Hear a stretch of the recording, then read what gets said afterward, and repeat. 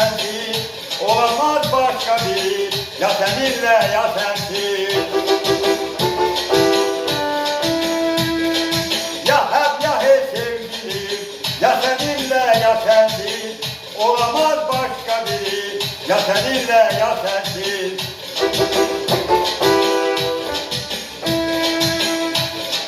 İstersen öldür beni, istersen yarat beni, dağ gibi deniz gibi, ya seninle ya sensiz.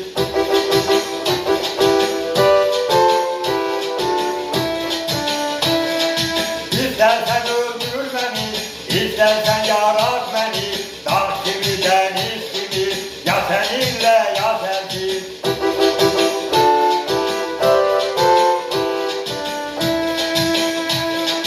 Yalnız bir bahar değil, yalnız bir mevsim değil, her zaman her yerde bir, ya seninle ya sensiz.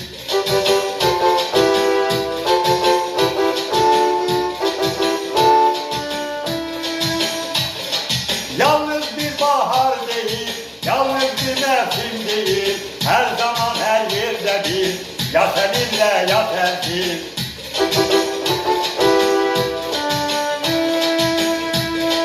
İstersen güldür beni, istersen ağlat beni, dağ gibi deniz gibi, ya seninle ya sensiz.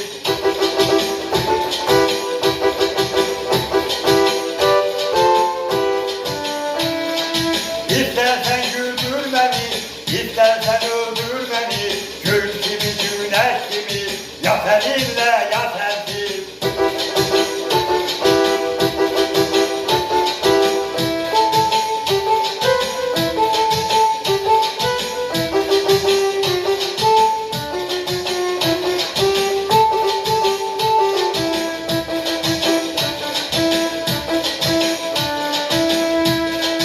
Olmasa da sevenim, ağlayanım gülenim, bir sözün son yenilik, ya seninle ya sensiz. İstersen güldür beni, istersen öldür beni, gül gibi güneş gibi, ya seninle ya sensiz.